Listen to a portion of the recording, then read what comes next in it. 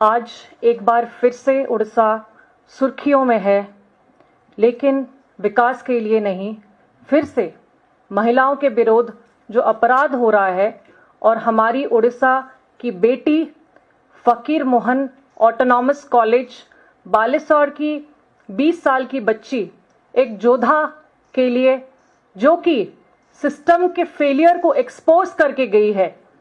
आज उड़ीसा की बेटी के हिसाब से, एक जन प्रतिनिधि के हिसाब से मैं आज आप लोगों के सामने केवल निंदा करने के लिए यहाँ नहीं बैठी हूँ, लेकिन मांग कर रही हूँ न्याय के लिए।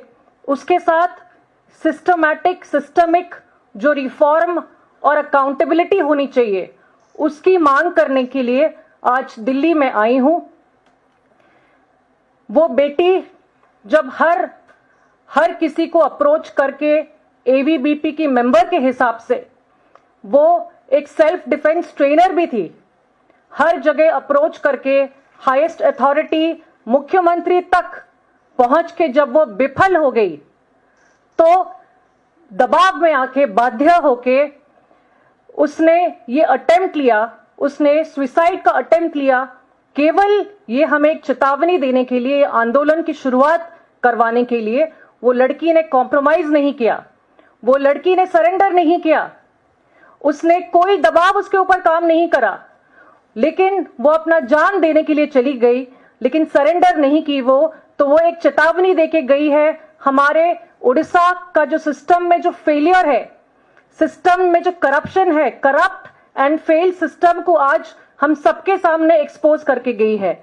ये एक वेकअप कॉल है हमारे सबके लिए।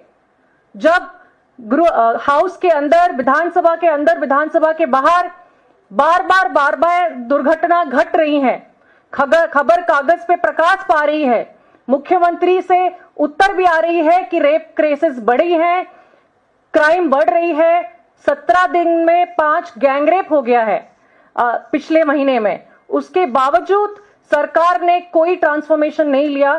तो ये एक वेकअप कॉल है। वो बच्ची अपना जान देने के लिए निकल गई, केवल हम सबको जगाने के लिए कि हम सब जगेंगे। महिलाओं को जो न्याय चाहिए उड़ीसा में, वो न्याय के लिए हम सब उसके साथ लड़ पाएंगे।